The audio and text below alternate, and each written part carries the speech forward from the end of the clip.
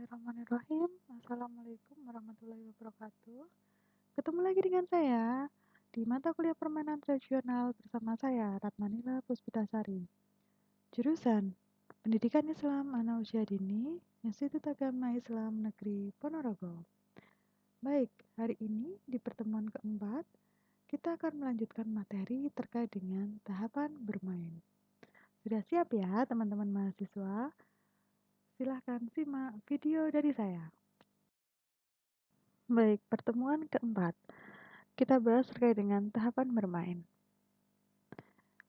Masih ingat di video saya 2 minggu yang lalu terkait dengan kenapa sih kita perlu memahami tahapan bermain? Ada yang masih ingat? Kalau sudah lupa, silahkan dilihat dulu video saya 2 minggu yang lalu. Baik, kita mempelajari tahapan bermain di sini agar kita mengetahui bagaimana karakteristik bermain. Jadi, antara karakteristik bermain dan tahapan bermain itu memiliki satu kesatuan yang sama. Baik, kita lanjutkan di tahapan bermain. Tahapan bermain. Tahapan bermain di sini ada beberapa pendapat. Jadi saya nanti akan menjelaskan tahapan bermain menurut siapa, menurut tahapan bermain lagi menurut siapa. Dan di sini nanti ada 4 tahapan bermain. Kita bahas satu persatu ya. Baik, tahapan bermain pertama dari Jean Piaget. Di sini Jean Piaget membagi tahapan bermain ada 4. Yang pertama ada namanya sensory motor play.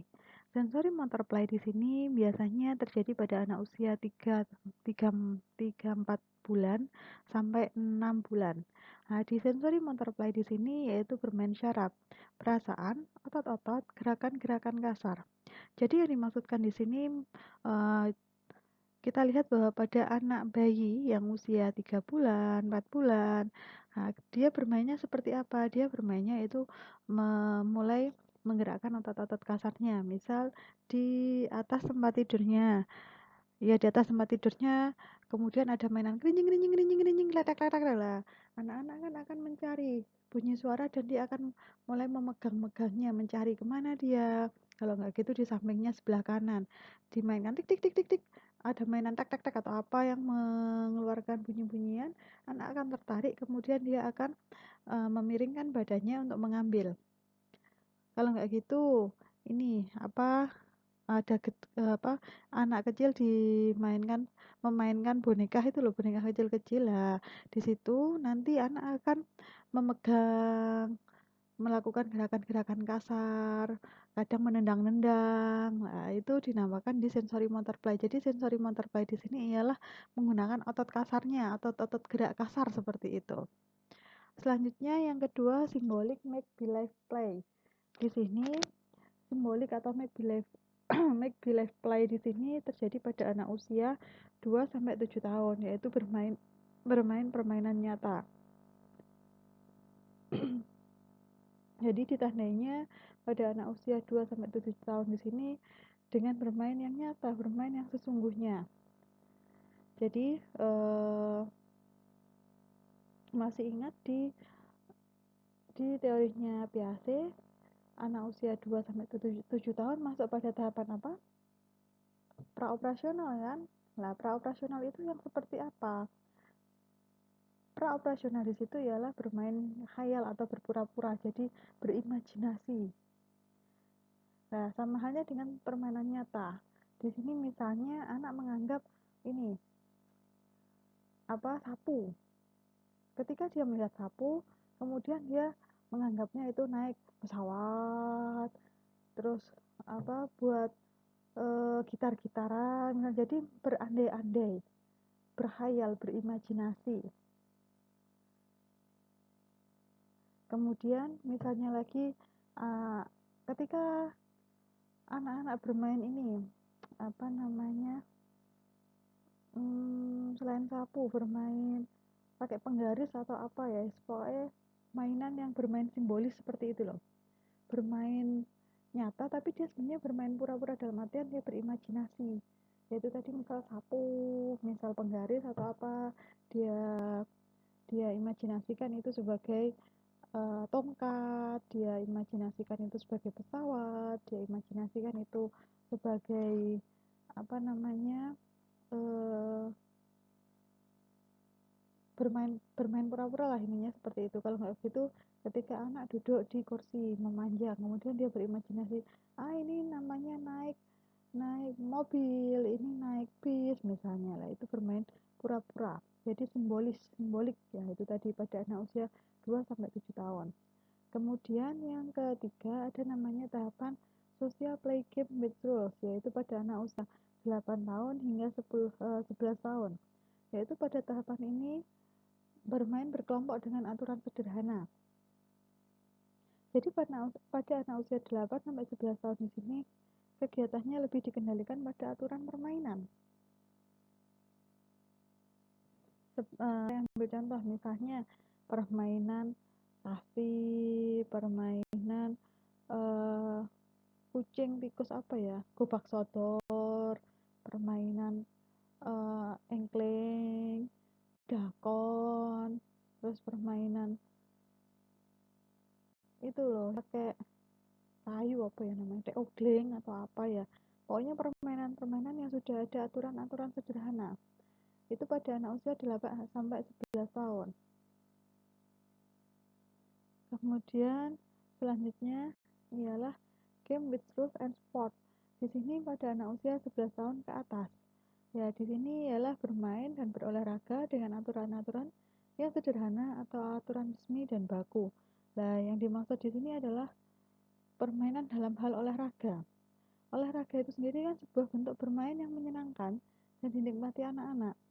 Walaupun aturannya lebih ketat memang dan diberlakukan secara kaku.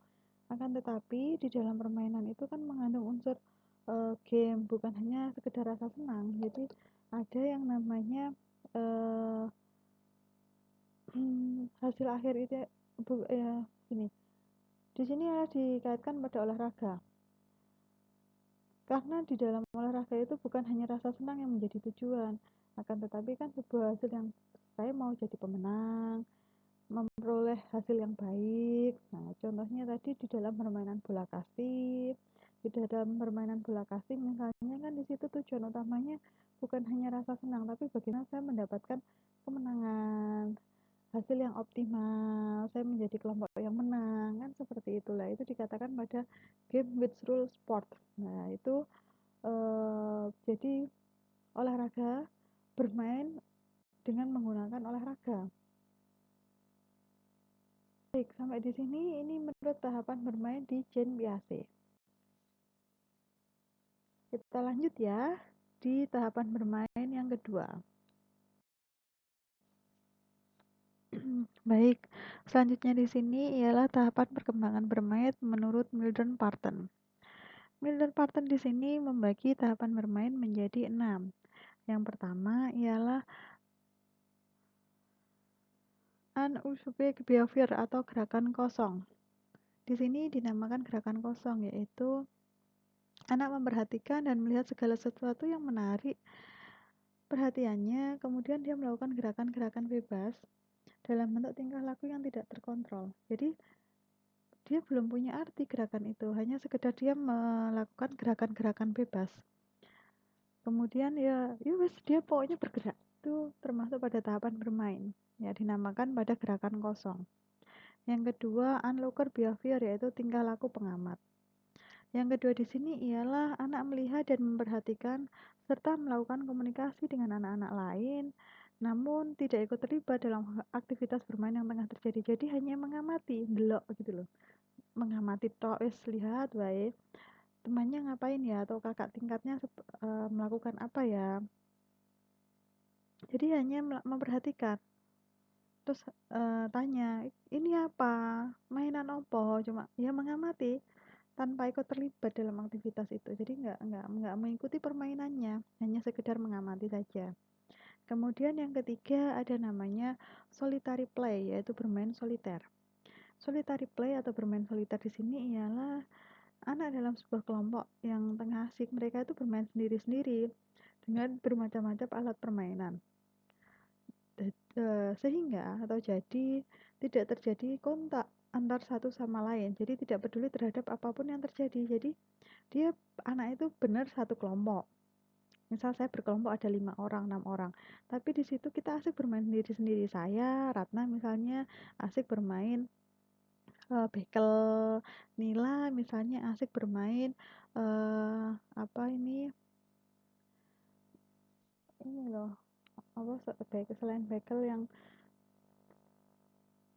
bermain bongkar pasang. Pita misalnya asik bermain boneka. Kemudian Sari misalnya asik bermain eh, ular tangga, tapi dia bermain sendiri misalnya. Lah, di situ benar kita berkelompok, akan tetapi semuanya asik dengan mainannya sendiri-sendiri, asik dengan alat permainan sendiri-sendiri. Nah, itu dikatakan pada solitary play. Kemudian yang keempat ada namanya parallel play. Parallel play di sini adalah bermain paralel.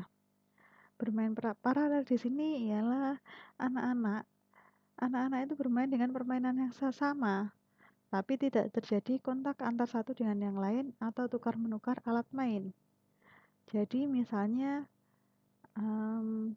gini, sekelompok anak bermain dalam kelompok.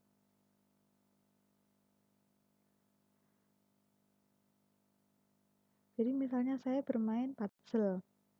Kemudian Sinila juga bermain puzzle, tapi di situ asik main sendiri-sendiri. Main puzzle itu kan yang bongkar pasang itu toh puzzle itulah. Kalau nggak gitu main yang yes pokoknya yes konstruktivis lah, bermain konstruktivis, permainan yang membangun bangun-bangun gedung atau apa. Di situ si Ratna asik bermain diri, buat gabung-gabungan sendiri.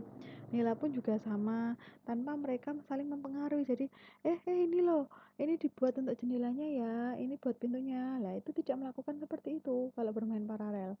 Jadi bermain paralel di sini ialah anak-anak asik bermain sendiri-sendiri walaupun itu dalam kelompok yang sama, walaupun dia bermain yang sama, misalnya bermain puzzle, bermain konstruktivis, kemudian bermain boneka-bonekaan atau bongkar pasang atau apapun itulah. Mereka asik bermain sendiri-sendiri tanpa mempengaruhi teman yang lain, padahal dia satu kelompok. Itu dinamakan bermain paralel.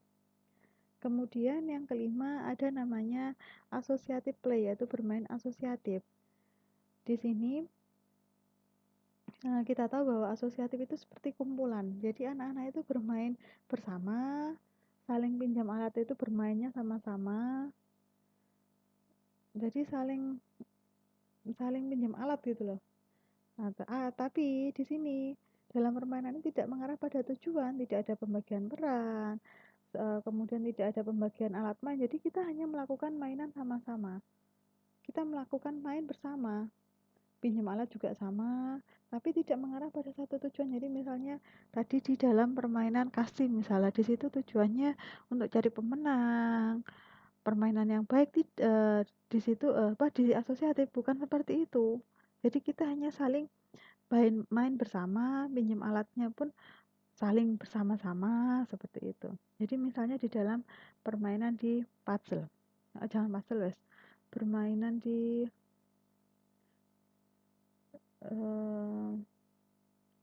bagi anak PAUD, misalnya main plastisin. Ya, main plastisin aja. Ketika bermain plastisin menggunakan alat potong guntingnya, gunting yang plastisin itu loh, maksud saya yang play doh itulah. Di situ pinjam sama-sama. Terus saling meminjam alat bermainnya juga sama. Nah, misal si A mau membuat hewan-hewan, si B bermain membuat gambar-gambar buah-buahan misalnya. Ya sudah, mereka saling memainkan alat permainan juga sama-sama, tetapi tidak mengarah pada tujuan yang sama. Tidak ada pembagian peran. Kamu yang membuat hewan-hewan ya, aku yang membuat buah-buahan ya, tidak. Jadi sembarang, penting mereka saling main bersama gitu loh. Kemudian yang keenam, di sini ada namanya kooperatif play, yaitu bermain kooperatif. Nah, bermain kooperatif di sini anak-anak bermain dalam kelompok yang sudah terorganisir, yang sudah terorganisir di sini adalah kegiatannya sudah seperti mainan nyata, sudah permainan yang sesungguhnya. dalam istilah lain kegiatannya itu sudah konstruktivis, sudah sudah nyata, sudah membuat sesuatu yang nyata. Ya, jadi di setiap mainan anak mempunyai pembagian peran sendiri. Jadi misal kamu ya nanti yang misal buat mainan rumah-rumahan, kamu ya nanti yang buat desain rumah-rumahnya, nanti aku yang membuat desain yang di dalam, ini tak kasih meja, ini tak kasih kursi misalnya. Lah di situ mereka sudah ada pembagian tugas, sudah bermain perannya. Kemudian pada tahapan bermain kooperatif di sini ini terdapat salah satu peran, misalnya kamu sebagai pemimpinnya ya, kamu yang menjalankan mainnya ya. Misal lagi dalam bermain eh, ini rumah-rumahan misalnya, ada yang berperan menjadi bapaknya, ada yang menjadi ibunya, ada yang anak. Kemudian mereka juga memiliki tugas masing-masing. Oh, bapak seperti ini, ibu seperti ini, anak itu seperti ini. Kemudian lagi dia bermain ini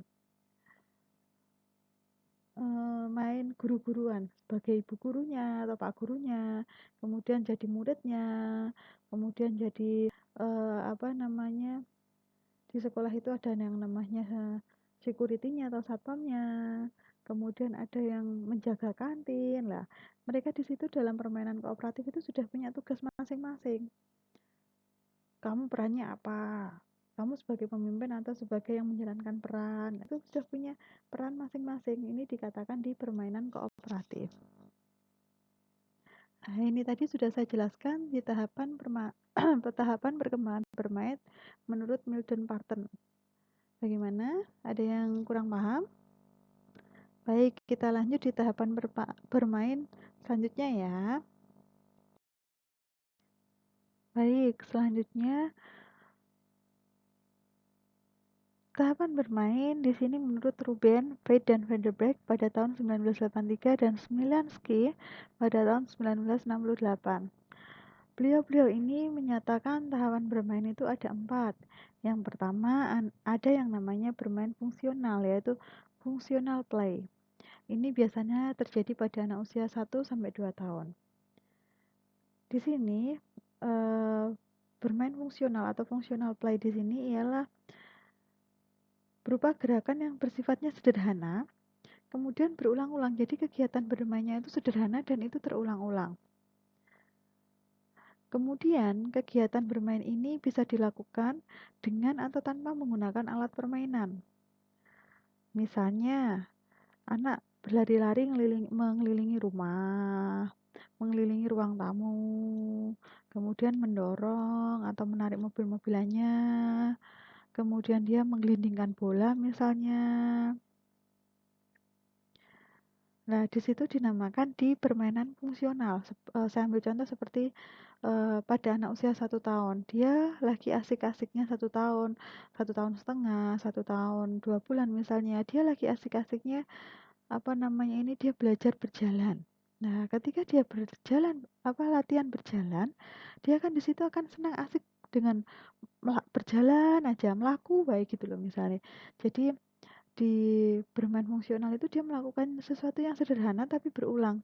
Contohnya pada anak usia 1 tahun, dia lagi asiknya latihan berjalan, akhirnya dia akan latihan berjalan aja, muter-muter halaman, muterin rumah, seisi rumah muter aja. Terkadang ya tujuannya itu dia pengen jalan, pengen ya wis penting aku melaku gitu tanpa punya tujuan ini aku mau ke rumahnya si A, aku mau ke rumah si B, atau aku mau uh, olahraga ini enggak, dia pokoknya ini saya mau jalan aja. Lah itu dinamakan pada kegiatan bermain fungsional pada anak usia 1 tahun. Jadi gerakannya sederhana dan itu dilakukan secara berulang-ulang. Kemudian yang kedua ada yang namanya bangun-membangun atau konstruktif play. Jadi konstruktif play di sini biasanya terjadi pada anak usia 3-6 tahun. Kegiatan ini dalam kegiatan bermain ini anak-anak membentuk sesuatu atau menciptakan bangunan, kemudian dia menggunakan alat permainan, misalnya bermain rumah-rumahan dengan balok kayu atau potongan Lego. Kemudian dia menggambar, menyusun keping-keping kayu, kemudian dia bermain puzzle misalnya, membuat Lego tadi, buat rumah-rumahan. Nah, itu kan permainan yang konstruktivis, yaitu permainan yang membangun, yang membuat bangunan. Nah, itu pada anak usia 3 sampai 6 tahun. Jadi pada anak usia 3-6 tahun misalnya dia senang bermain Lego. Kalau nggak gitu ini bermain balok kuesioner lah. Kemudian lagi pokoknya dia menyusun-nyusun, intinya gitu loh, membangun, membuat susunan-susunan. Itu dinamakan pada permainan constructive play. Kemudian selanjutnya yang ketiga ada namanya bermain pura-pura atau make believe play. Make believe play di sini biasanya dilakukan pada anak usia 3 sampai 7 tahun. Bermain pura-pura di sini ialah berimajinasi atau dia menirukan orang lain, menirukan orang-orang yang ada di sekelilingnya atau menirukan orang-orang yang sering dijumpainya, seperti itu. Jadi misalnya dia menirukan Pak Polisi, dia menirukan Batman karena di rumah sering nonton film Batman misalnya, film kartun. Nah, itu dia bermain pura-pura imajinasi. Jadi dia bisa memerankan tokoh yang ada di imajinasinya. Aku mau main Upin Ipin, aku mau memerankan Doraemon, aku mau memerankan Sasuke misalnya lah. Di situ adalah permainan yang pura-pura atau imajinasi sesuai khayalan mereka. Nah, apabila teman-teman misalnya sampai sekarang sudah dewasa kok masih bermain pura-pura, berarti tahapannya masih pada anak usia 3 sampai 7 tahun. Karena pada anak usia yang sering bermain imajinasi itu pada anak usia 3 sampai 7 tahun. Sedangkan pada usia SD dia sudah mulai dengan peraturan-peraturan, bukan pada imajinasi lagi. Karena dunia imajinasi, kita masih ingat ya, dunia imajinasi itu adalah dunia pada anak usia dini. Dia punya imajinasi, dia suka berkhayal. Pada anak sudah mulai anak-anak mulai anak-anak awal, bukan anak-anak, mulai dia sudah masuk ke remaja, dewasa, kan sudah tidak berpura-pura lagi, sudah menghadapi dunia nyata, kan seperti itu. Jadi yang bermain pura-pura itu pada anak usia sampai 7 tahun. Selanjutnya di sini ada yang namanya permainan dengan peraturan, yaitu game with rules. Kemudian di game with rules di sini umumnya dilakukan pada anak usia 6 sampai 11 tahun. Di mana dalam kegiatan bermain ini, anak sudah memahami dan bersedia memahami aturan permainan. Aturan permainan pada awalnya diikuti berdasarkan ajaran orang lain atau yang sudah diturunkan dari nenek-nenek yang dulu atau kakek nenek yang dulu, seperti itu. Kemudian lambat laun anak-anak itu akan memahami bahwa oh, ini bisa diubah gini misalnya. Jadi aturan tadi misalnya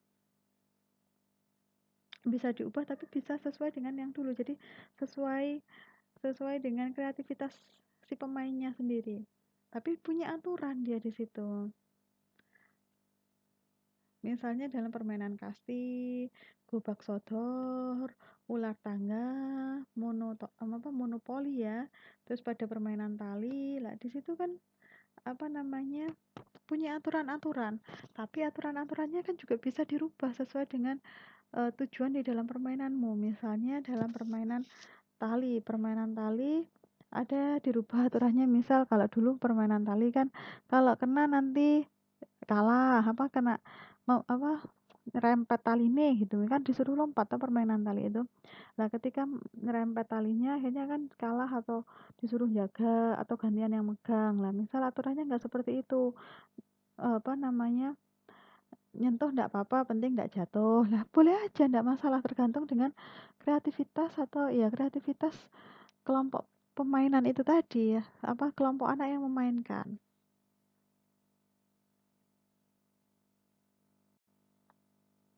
Nah, baik, dari penjelasan saya terkait dengan tahapan permainan yang menurut Ruben Veit dan Van der Beek dan Smilansky di sini dapat kita simpulkan ya, sesuai dengan berdasarkan ini tadi usia-usianya. Jadi tahapan permainan itu menurut ini tadi yaitu suatu kegiatan sederhana akhirnya kan kompleks. Yang awalnya sederhana fungsional play tadi kan dia hanya melakukan gerakan-gerakan bebas sampai akhirnya dia punya aturan yang semakin kompleks itu tadi.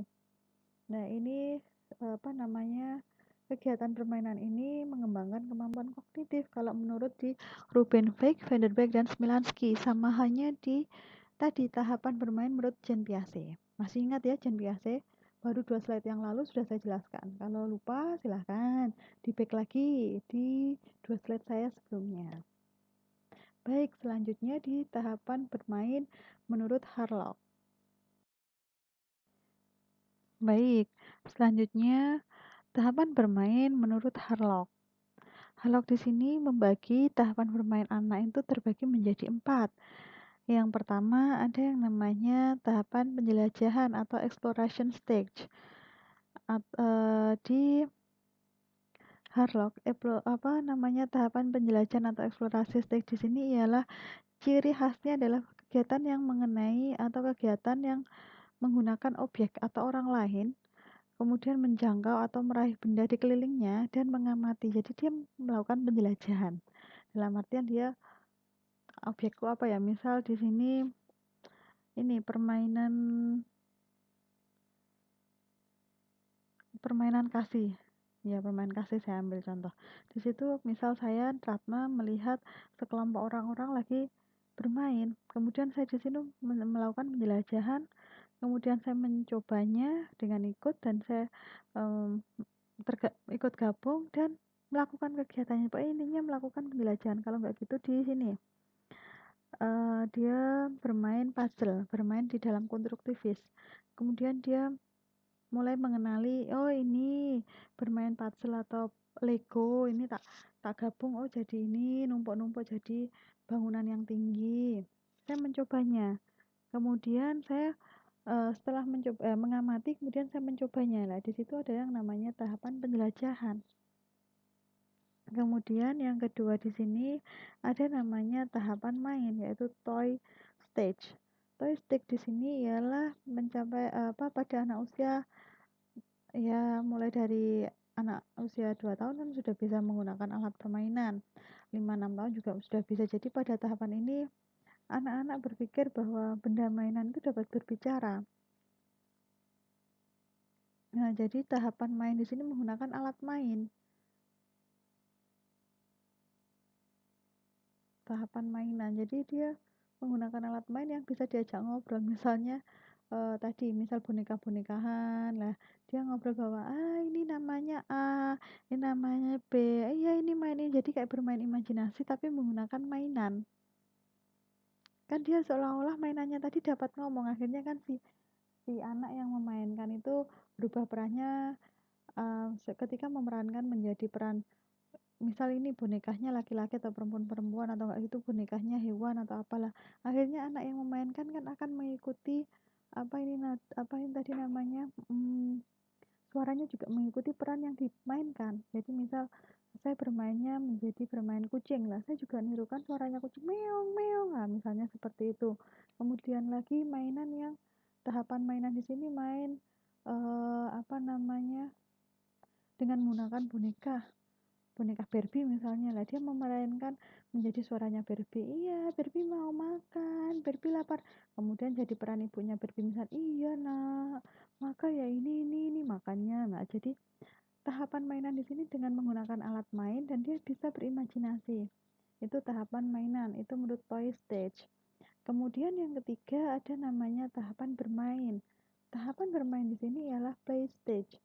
Play stage di sini terjadi pada anak mulai SD biasanya. Karena apa? Anak dengan tahapan play stage di sini adalah anak bermain dengan alat permainan, kemudian lama kelamaan berkembang menjadi permainan ataupun menjadi olahraga. Nah, bentuk-bentuk permainannya ini bisa dilakukan oleh orang dewasa. Jadi tahapan bermain yang sesungguhnya, permainan yang real atau nyata, bermain bola, bermain basket, bermain kasti lagi misalnya, saya ambil contoh lah. Di situ kan sudah berkembang menjadi sebuah permainan atau bermain yang sudah punya aturan-aturannya. Itu yang play stage.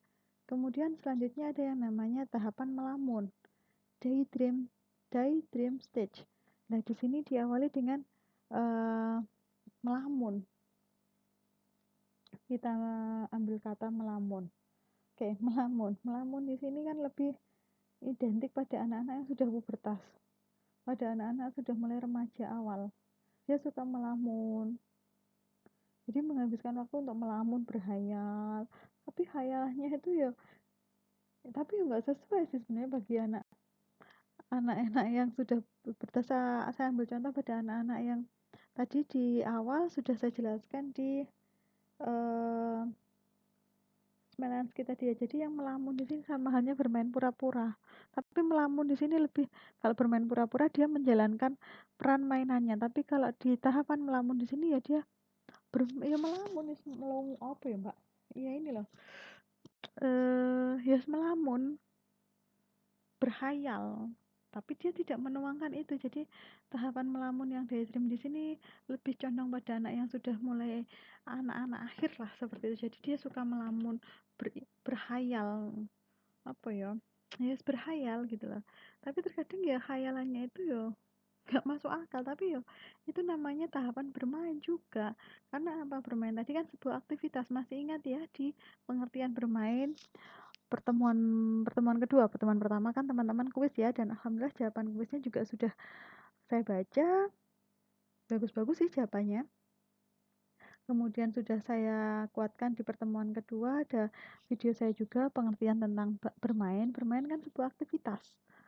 Bermain itu aktivitas. Jadi tahapan melamun di bermain di sini itu sebuah aktivitas. Bermain itu kan menyenangkan, mengasyikkan. Yang awalnya dia dari bekerja atau apa, hanya kan untuk bermain. Bermain itu melepaskan lelah itu tadi, biar fresh kembali.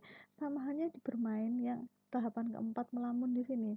Melamun berimajinasi kan kita sudah bahagia, sudah happy lah intinya gitu. Ketika kita melamunkan, tapi waktu anggap itu ketika kita di anak-anak akhir.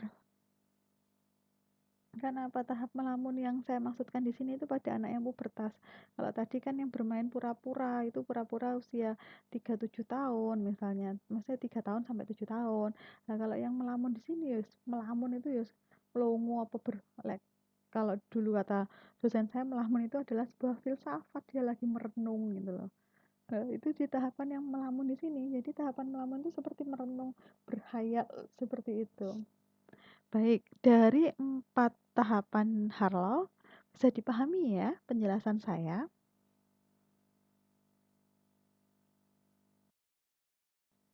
Baik, itu tadi penjelasan saya terkait di tahapan bermain menurut 4 pakar, 4 para ahlinya di tahapan bermain. Mulai dari Piaget, kemudian yang kedua menurut Milton Barton, yang ketiga Smilansky, kemudian yang keempat Harlow. Bisa dipahami ya, dan bisa mudah dicerna ya kata-kata saya, dalam artian mudah dipahami itu tadi ya penjelasan saya terkait dengan tahapan bermain menurut para pakar. Nah, para pakar di sini tahapan bermainnya kan berbeda-beda, itu tergantung ya para pakarnya tadi. Si A mengatakan B, si C mengatakan C. Mana yang benar? Semuanya benar. Tergantung kita meyakini bahwa oh pada anak ini, oh menurut teorinya ini. Oh pada anak usia 1 tahun ini, kalau menurut usianya, menurut di Milton Barton tadi misalnya dia di tahapan gerakan bebas tangan kosong misalnya. Kemudian di Smilansky ada yang namanya